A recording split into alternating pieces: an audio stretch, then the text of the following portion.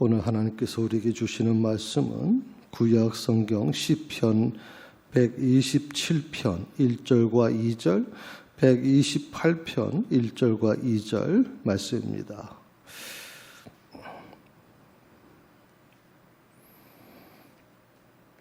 제가 갖고 있는 성경에는 899면에 있습니다.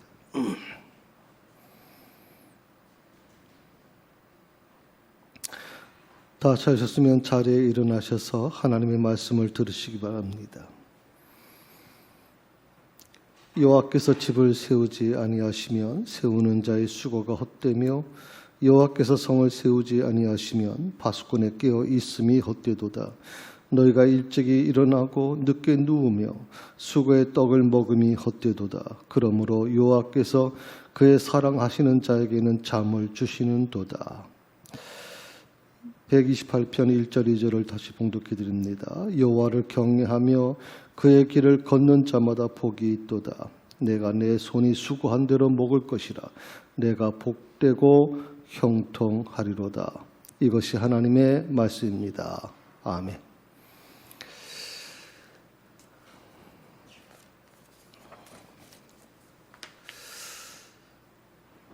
신앙생활을 하면서 가장 힘든 게 뭘까요? 가장 어려운 게 뭘까요? 사람마다 조금씩 다르긴 하겠습니다만은 저는 이 두 가지가 있다고 생각을 합니다. 하나는 하나님이 행하시는 일,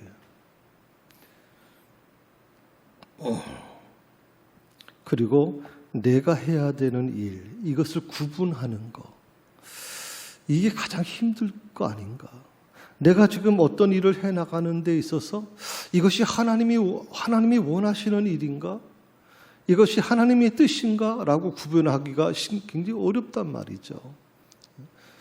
그래서 하나님이 행하시는 일과 하나님의 뜻과 내 생각, 내 판단이 과연 옳은 것인가를 우리가 분석하지 못하면 신앙생활 하기가 참 쉽지 않다고 생각을 해봅니다.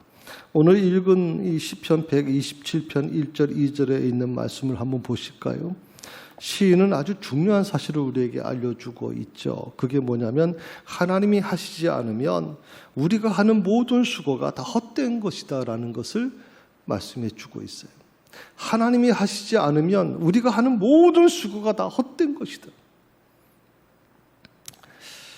그래서 우리는 이렇게 보통 말합니다. 고백하죠. 하나님이 하셨습니다.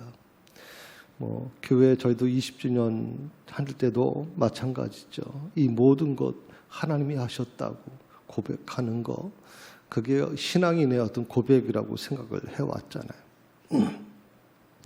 그런데 오늘 이 128편에 있는 말씀, 128편에 있는 말씀은 또 127편하고는 전혀 상반된 말씀입니다.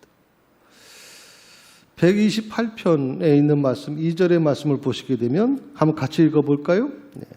내가 내 손이 수고한 대로 먹을 것이라. 내가 복되고 형통하리라. 내가 내 손이 수고한 대로 먹을 것이다. 내가 노력한 것 위에 다른 것을 기대하지 말라는 겁니다. 내가 이마에 땀을 흘려야만 먹을 것을 얻게 될 것이라고 말씀하고 있는 겁니다. 참 이해가 안 되는 거죠. 127편과 128편을 통해서 성경이 지금 말하려고 하는 게 과연 뭔가? 127편은 하나님이 다 하신다는 거예요. 하나님이 하신다. 하나님이 하시지 않으면 사람이 할 수 있는 게 아무것도 없다라고 하는 거예요. 너희 수고가, 너희가 노력하는 모든 것이 다 헛된 것이다 라고 말씀해 주셨는데 128편에 와서는 갑자기 바뀌어지는 거예요. 내가 내 손이 수고한 대로 먹을 것이다. 자, 이 두 성경 말씀을 통해서 오늘 성경이 말하려고 하는 게 뭘까요? 간단합니다. 이거죠. 믿음에는 두 가지 모두가 있어야 하나님의 역사를 경험할 수 있다는 거예요. 두 가지 모두가 있어야 된다. 하나님이 하셨습니다. 하나님이 행하신 일을 인정하고 그리고 내가 해야 되는 일을 해 나가는 이 두 가지가 같이 마치 오른손과 왼손이 같이 합세하면 하나가 돼야 박수가 치어지는 것처럼 소리를 내는 것처럼 그래야 된다라고 말씀하고 있는 것입니다. 오늘 이 두 가지가 뭐냐면 우리가 지금까지 공부했던 것처럼 하나님이 모든 것을 해주실 것이다. 그게 바로 하나님이 행하실 일입니다. 그리고 두 번째로 내 손이 수고한 만큼 먹을 것이다. 내가 해야 될 일, 사람이 해야 될 일. 이 두 가지가 바로 이 오늘 말씀에서 우리에게 설명해 주고 있는 거죠. 구약 성경을 한번 보시게 되면 구약 성경의 역사를 보게 되면 하나님께서 전쟁에서 이제 승리를 주시는데요. 두 가지가 있습니다. 하나는 이스라엘 백성들이 전혀 손도 대지 않았는데 갑자기 하나님께서 천군 천사를 동원하셔서 대신 싸워서 승리케 하시는 일들이 일어나죠. 이스라엘 백성들은 한 것이 아무것도 없어요. 근데 하나님께서 천군 천사를 보내셔서 밤 사이에 12만 8천 명을 하루아침에 죽여버리는 기적 같은 일이 일어나고 있거든요. 두 번째로 바로 이 첫 번째 이 부분에 대한 것에 대해서 또 그거가 전혀 다르게 하나님은 말씀에 순종하는 사람들을 통해서 그들을 전쟁에 내보내셔서 싸우게 하세요. 그리고 거기에 승리를 주신단 말이죠. 어떻게 보면 이 첫 번째와 두 번째가 지금 동시에 같이 이루어지고 있어요. 첫 번째, 우리가 생각할 때는 첫 번째로 하시면 될 거 아니에요? 왜 천군 천사가 수없이 많은데 수를 헤아릴 수가 없는데 그 천군 천사 보내셔서 하나님의 백성들을 보호하시고 대신 싸우시면 되잖아요. 대신 해결해 주시면 되잖아요. 그런데 두 번째를 하나님은 또 요구하신단 말이죠. 이스라엘 백성들에게 나가 싸우라고 말씀하신단 말이에요. 아무리 적게 하나님이 함께 하셨다 그래도 많은 사람이 죽어나갈 수밖에 없어요. 피 흘릴 수밖에 없는 과정이에요. 그렇게 되면 그 가정에 고아가 생기고 그 가정에 과부가 생길 수밖에 없는 그런 슬픔이 존재할 수밖에 없는 거예요. 그런데 왜 하나님께서는 1번의 문제를 해결해 주시면 되는데 천군 천사를 보내서 해결해 주시면 금방 끝나는 문제를 왜 2번의 문제, 왜 하나님의 말씀에 순종하는 사람들로 하여금 전쟁에 내보내셔서 싸우게 하시는가? 이 문제가 우리에게 굉장히 고민이 되는 문제가 될 것입니다. 신약 성경에 한번 와서 보시게 되면 신약 성경에 기록되어 있는 주님의 치유 사역을 보시게 되면 이런 부분이 있습니다. 38년 된 병자가 있죠. 이 38년 된 병자는요, 한 게 아무것도 없어요. 제가 이 38년 된 병자의 모습을 보면서 그가 부르짖거나 나를 고쳐주십시오. 그리고 예수님에 대한 그 믿음을 고백했다는 흔적조차 없어요.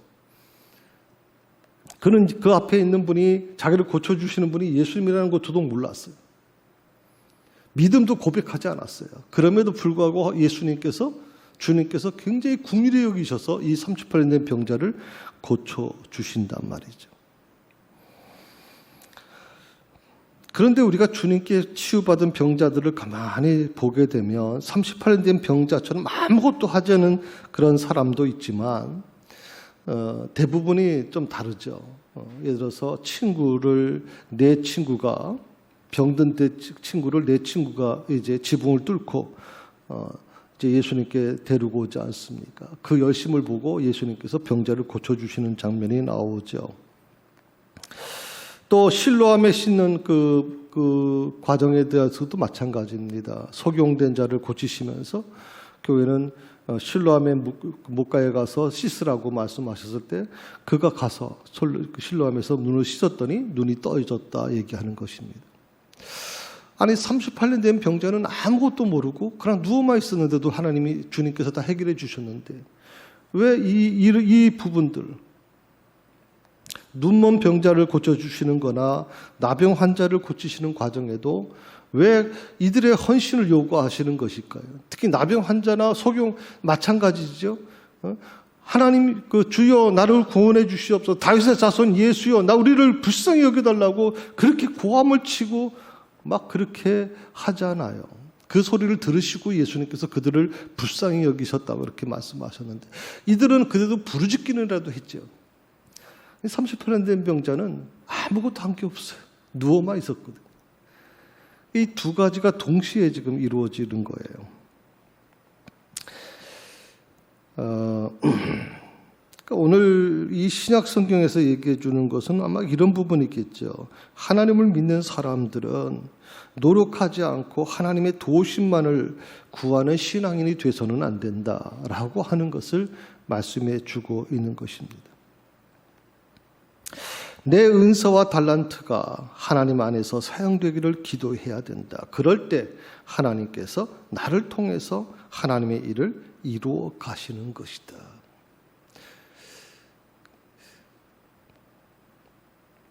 시편 127편 2절에서 시인은 이렇게 외칩니다. 자, 우리 같이 한번 2절 읽어볼까요? 127편 2절 같이 있습니다. 너희가 일찍이 일어나고 늦게 누우며 수고의 떡을 먹음이 헛되도다. 그러므로 여호와께서 그의 사랑하는 잠을 주시는도다. 일찍 일어나고 늦게 눕는 거, 먹고 살려고 애써 수고하는 모든 일이 다 헛된 것이다. 요즘에 코로나로 인해서 참 우리는 아주 절박함 속에 놓여져 있습니다. 왜? 당장 먹고 사는 문제가 우리 삶의 주요 이슈가 될 수밖에 없는 겁니다. 먹고 사는 문제. 물론 정부에서 이 자영업 하시는 분들에게 좀 뭐 손실보상법이라는 것을 법으로 보장해줘서 뭐 한다 그러지만 사실 이거 굉장히 어려운 문제거든요. 이 말씀을 오늘 127편 2절에 있는 말씀을 지금 말로 재해석해 보면 이런 겁니다. 우리가 좀 더 잘 살아보려고 아침 일찍 일어나서 일터로 나가고 해가 진 다음에도 잠무다, 뭐 야근이다 그렇게 일을 해도 우리가 좀 더 잘 살아보려고 밤늦은 시간에 귀가해서 잠도 넉넉히 못 자고 그렇게 벌어서 열심히 먹고 산다고 해도 결국 어떻다는 거냐 이 말이에요. 결국 어떻다는 거죠. 하나님께서 내 편이 돼주지 않으시면 내 이런 모든 노력과 수고가 다 헛된 것이 된다는 거예요. 내 노력이 다 헛된 것이 된다.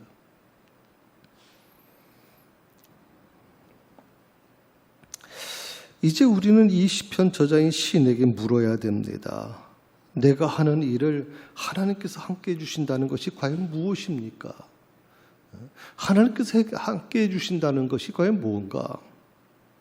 이 질문에 오늘 시인이 이렇게 대답을 합니다. 2절의 말씀, 오늘 그 새 번역에 있는 것인데 그 번역이 새 번역입니다. 거기에 보면 이렇게 나오죠.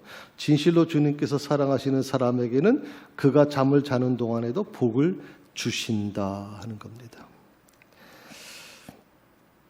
그런데 이 개역 개정판 우리 성경에는요, 이 새 번역 말고 개역 개정판 우리가 갖고 있는 이 성경에는 뭐라고 나와 있냐면, 그러므로 여호와께서 그의 사랑하시는 자에게는 잠을 주시는도다. 그래서 뭐 일부이긴 하지만 잠이 좀 많으신 분들, 뭐 새벽기도 잘 못 나오시는 분들 같은 경우에는 하나님께서 너무 저를 사랑해 주셨어요. 잠을 주셔서 제가 깨어나지 못합니다. 이렇게 변명하시는 분들도 계실 것 같아요. 사랑하시는 자에게 잠을 주신다 그러지 않았습니까?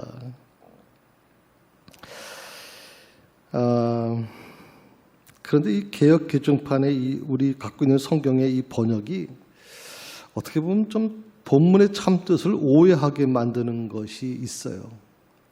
그래서 원어 히브리어의 원 뜻은 그 새 번역이 조금 더 가깝습니다. 그게 뭐냐면 바로 이거죠. 하나님께서는 당신께서 사랑하시는 이들에게는 뭐라 그랬어요?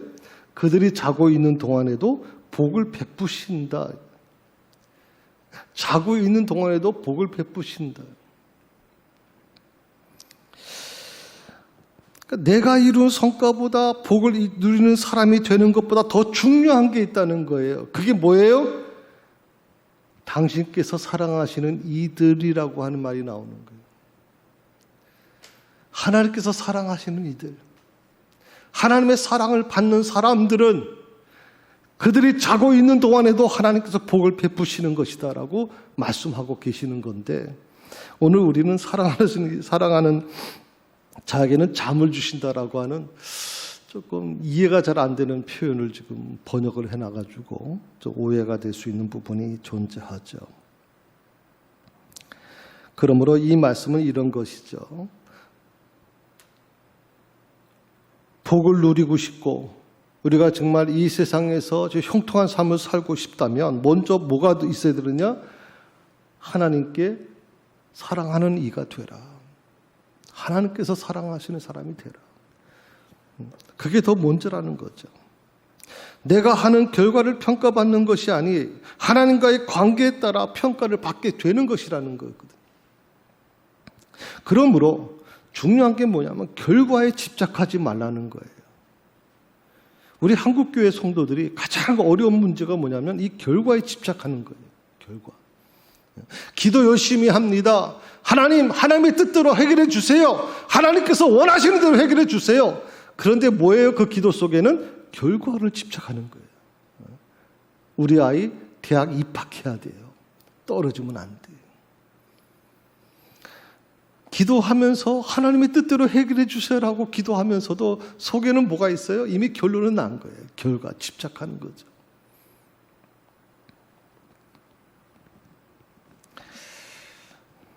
저도 젊었을 때는 참 이 결과에 집착을 좀 많이 했었던 것 같아요. 특히 제가 부목사로 있던 교회가 굉장히 부목사들이 목회하기가 힘든 교회였어요. 담임 목사님이 어떤 의식을 갖고 있었냐, 사상을 갖고 있었냐면 꽁 잡는 게 매래요. 꽁 잡는 게 매. 이게 결과 집착하는 거거든요. 꽁 잡는 게 매. 아무리 노력하고 아무리 열심히 신방 많이 하고 아무 필요 없다는 거죠. 결과를 보이라는 거예요. 결과를. 몇 명이 참석했으며 몇 가정을 신방했으며 몇 명을 전도했는지 결과를 보이라든. 이 결과에 대한 집착이 제가 7년 동안 그 교회에 있으면서 참 이 문제가 저하고 너무 힘들었기 때문에 제가 목회를 하고 개척을 하면서 난 그런 목회를 하지 않겠다. 수없이 다짐했던 게 그거예요. 그리고 그 과정에서 제가 건강을 많이 잃었어요. 하루에 12가정, 13가정을 신방하면서 제 건강 자체가 완전히 막 어려워지고 이 결과에 집착하는 이 교회 시스템 구조 속에 웬만한 목사님들이 다 건강을 잃을 수밖에 없는 아마 병원 안 가본 사람이 없을 겁니다. 우리 저희 7명 부목사님들이 전부 다 몸이 아주 만시창이가 됐던 그 기억이 나는데 자, 우리는 모두 다 결과에 집착해요. 그리고 그 결과로 평가받는 것이 이 사회의 구조예요. 이 세상의 어떤 방식이에요. 그런데 오늘 하나님께서는 결과에 대한 부분을 얘기하시는 게 아니에요. 그래서 오늘 이 말씀은요, 그동안 우리가 가지고 있던 이 상식을 뒤집고 있는 거죠. 중요한 것은 결과가 아니라 내가 얼마나 수고를 했느냐 이 말이에요. 결과가 아니라 내가 얼만큼 수고했느냐죠. 과정을 얘기하고 있는 거예요.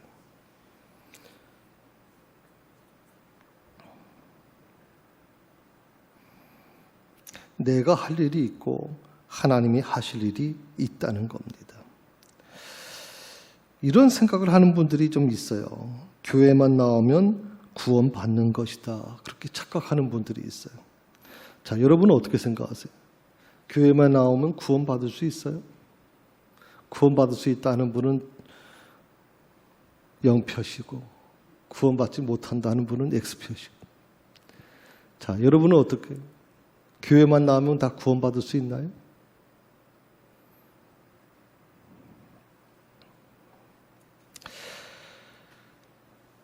수도가 설치되어 있다고 해서 물이 나오는 거 아니죠. 이 수도꼭지 아무데나 갖다 놓고서 물이 나오고 생각하는 사람은 정신병자죠.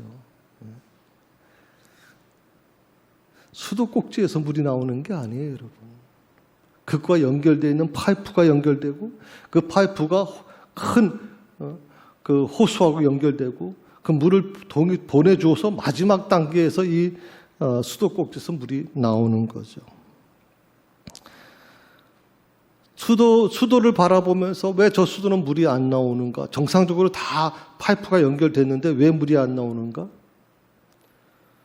수도 꼭지를 열지 않고 나서 물이 안 나온다고 하소연해서 무슨 소용이 있겠어요? 하나님께서 물을 다 보내주셨어요. 그러면 수도 꼭지를 여는 건 내가 해야 될 부분이에요.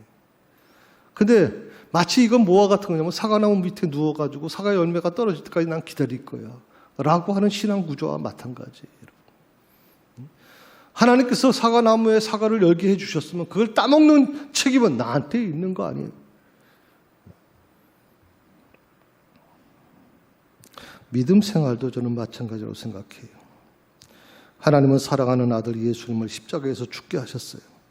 예수의 피로 구원의 길을 열어주신 거죠.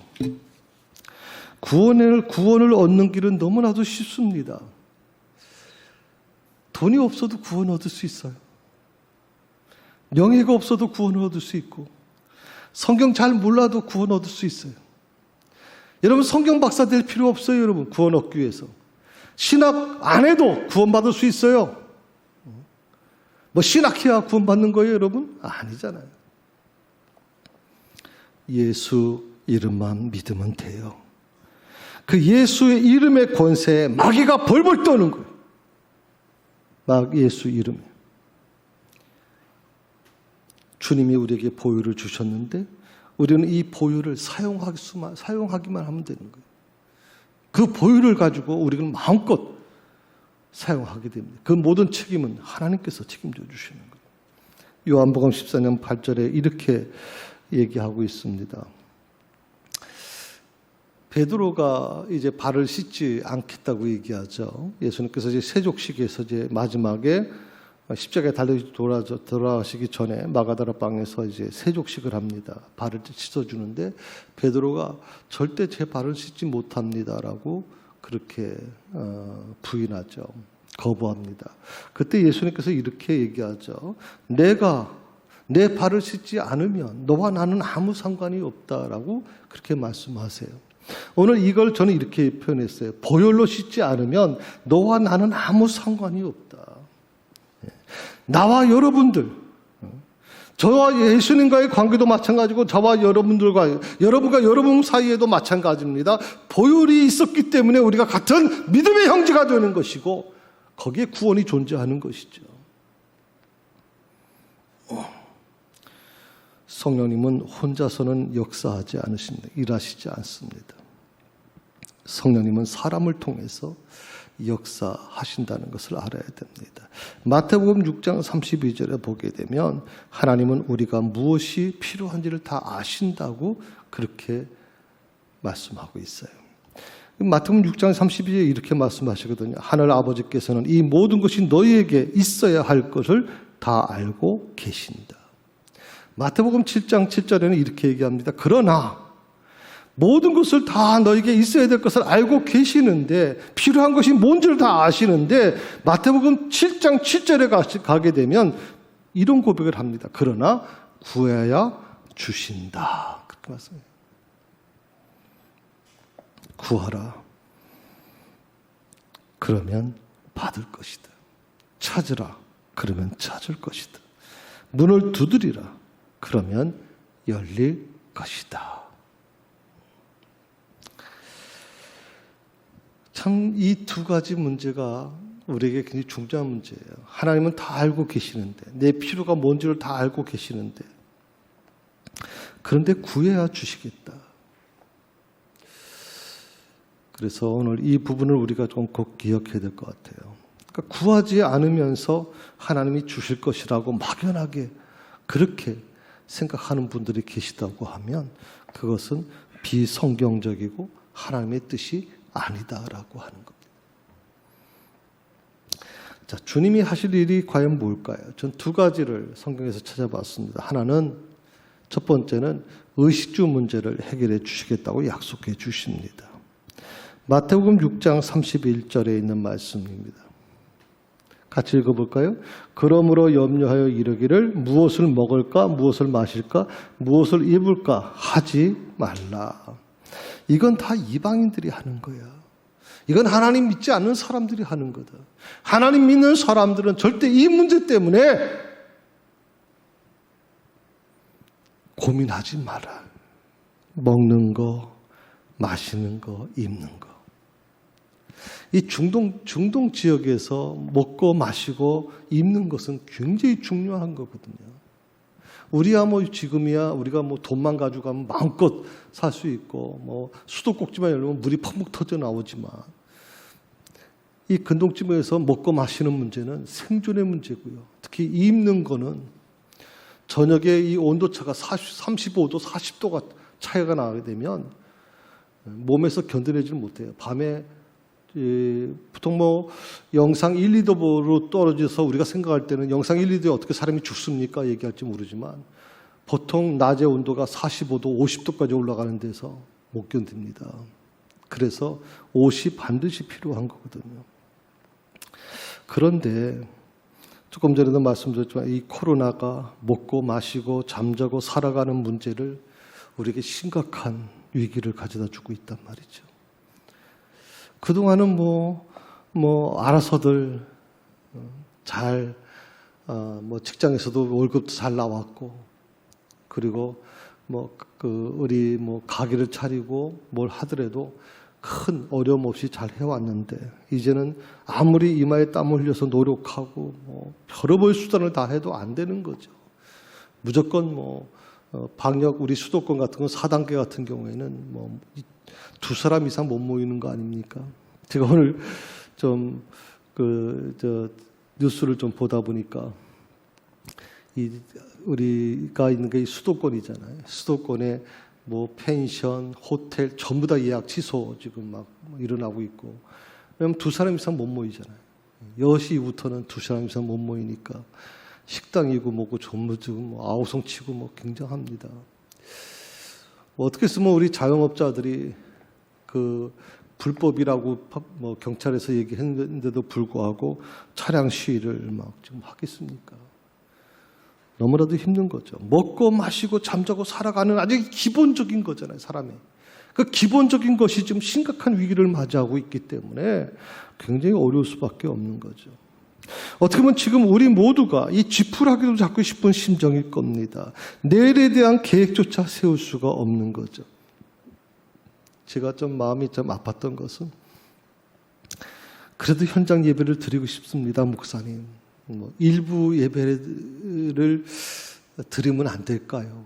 일부 예배 나오면 안 될까요? 저는 백신 다 맞았습니다. 일부 예배 좀 나오면 안 될까요?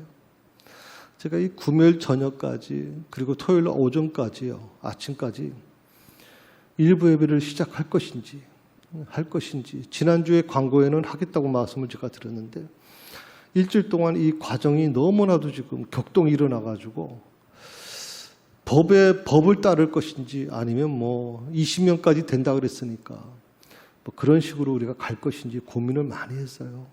그러다가 겨우 최종적으로 교회가 먼저 법을 지켜주는 게 좀 좋겠다 판단하고 결국 일부 예배를 드리지 않고 우리가 좀 비대면 예배로 좀 드리고 있는 것입니다. 사실 어떤 계획도 세울 수가 없잖아요. 어떤 계획도 지금 불과 한 1개월, 1년 후 이런 계획이 아니라 당장 지금 일주일 후에 어떻게 될지를 전혀 예상할 수 없는 현실 속에 우리가 살아가고 있어요. 물론 다음 주까지만 비대면으로 해달라. 사실은 어떻게 보면 지난주에 그 법원 판결이 났죠. 교회 비대면 예배는 불법이다. 그러니까 비대면 예배를 철수시켜라. 그러니까 백화점을 허용하면서 교회를 허용하지 않는다는 건 인간의 가장 기본 권리를 무시하는 거다. 그래서 재판 판결이 났습니다. 그래서 지금 그렇게 열심히 문자 오던 것도 안 옵니다. 지금 아마 혼돈이 일어나고 있을 거라고 생각이 드는데 지금 다음 주에 어떻게 될지 저도 잘 모르겠습니다. 하나님께서 어떻게 만들어 가실지. 그러나 가장 중요한 것은 하나님께서요 이렇게 약속해 주신단 말이에요. 사람이 먹고 마시고 잠자고 살아갈 모든 생활을 책임져 주시겠다고 약속해 주셨어요. 할렐루야. 먹고 마시고 잠자고 살아갈 모든 생활. 어쩌면 우리 모두가 이 문제 앞에서 지금 자유로울 사람이 얼마나 있겠습니까? 그럼에도 불구하고 하나님께서 이 문제를 해결해 주시겠다고 약속해 주셨습니다. 성경은요, 하나님께서 어떻게 300만 명이 넘는 이스라엘 백성들을 40년 동안 사막에서 의식주 문제를 해결해 주셨는지를 분명하게 증거하고 있어요. 성경은 놀라운 얘기예요. 그들이 입고 있던 옷이 40년 동안 헤어지지 않았다라고 그들의 신발이 헤어지지 않았다고 말씀해 주고 있어요.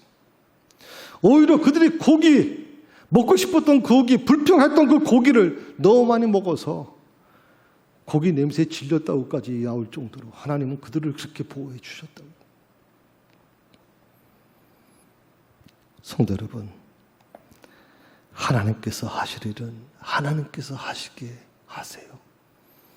하나님께서 하실 일을 내가 하려고 하지 마세요. 하나님께서 하셔야 될 일을 그 일 때문에 내가 하겠다고 자꾸만 그것 때문에 고민하고 염려하고 근심하지 말라 이 말이에요. 하나님께서 하실 일은 하나님께서 하시게 하라. 내가 할 일만 열심히 잘하면 되는 건데. 우리 아이들이 가만 보면요, 본인 아이들이 할 일을 제대로만 하면 되는데 아이가 부모 걱정한다고 나서가지고 하면 부모가 오히려 더 염려가 되는 거예요. 더 걱정이 돼요. 하나님께서 하시겠다 그러는데 자꾸만 하나님이 할 일을 자기가 하려고 한 것처럼 고민하고 근심하고 걱정하고 밤에 잠을 못 자고 약을 먹어야 되고 이렇게 살지 말라는 거 아니에요. 두 번째로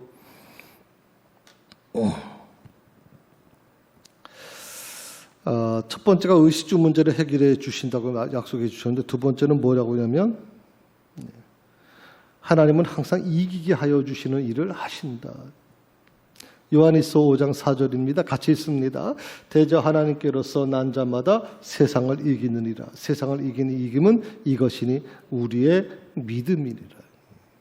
우리의 믿음만이 세상을 이길 수 있다는 거예요. 어떻게 보면 이 코로나 이 과정을 통해서 우리는 더 절실히 느낄 수밖에 없어요. 먹고 사는 문제. 이 문제에 대해서 우리는 정말 하나님 앞에서 이 문제를 어떻게 하면 좋을지 하나님께 부르짖고 기도할 수밖에 없어요, 지금. 왜? 길이 없거든, 지금. 길이 없다고.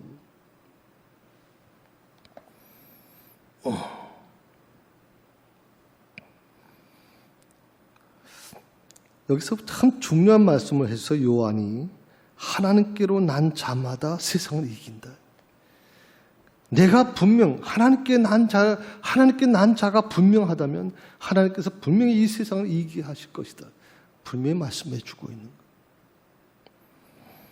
그러므로 염려하지 마라. 불안해하지 마라. 말씀해 주고 있어요.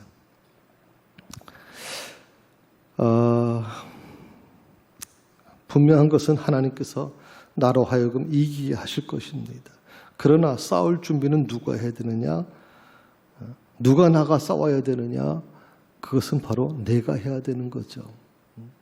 조금 전에 좀 설교 초반에도 말씀드렸지만 천군 천사를 보내셔서 하루아침에 12만이 넘는 그 적군을 몰살시키시는 분도 하나님이시에요. 애굽에 이스라엘 백성들을 구원해내기 위해서 마지막 10번째 재앙이 무엇입니까? 애굽에 있는 모든 장자, 동물의 장자, 첩제까지 전부 다 죽여버리는 그 일을 누가 했습니까? 결국 천사들이 한 거 아니에요. 그렇게 하실 수 있는 하나님이신데. 그런데 그 싸움에 대한 모든 일, 모든 결과는 하나님께서 우리에게 주시는 것이라면 대신 싸울 준비는 누가 하고 누가 나가서 싸워야 되느냐? 그건 바로 내가 감당할 몫이라는 거예요. 세상에서는 모든 일을 전쟁이라고 말해요. 생활 전쟁, 입시 전쟁, 출세 전쟁, 온통 전쟁이. 우리가 이 예배를 드리고 나서 밖에 나가자마자 우리는 이 전쟁을 치러야 돼요. 먹고 사는 문제에 대한 전쟁부터. 그 전쟁에서 우리가 이기기 위해서 어떻게 해야 될까요? 하나님께 나아가서 기도만 열심히 하고. 어차피 하나님이 결론을 하나님께서 해주시는 거니까. 그러니까 내가 할 일은 없어. 그래가지고 나는 열심히 와서 교회에서 철야하면서 교회에서 기도하면서 공부는 아무것도 안 해. 그러고선 대학에 가고 싶어. 그게 믿음이라고 얘기할 수 있겠어요, 여러분? 그게. 이를 이루기 위해서는요, 공부하고 준비하는 것은 누가 해야 됩니까? 바로 내가 해야 되는 겁니다. 내가 해야 되죠.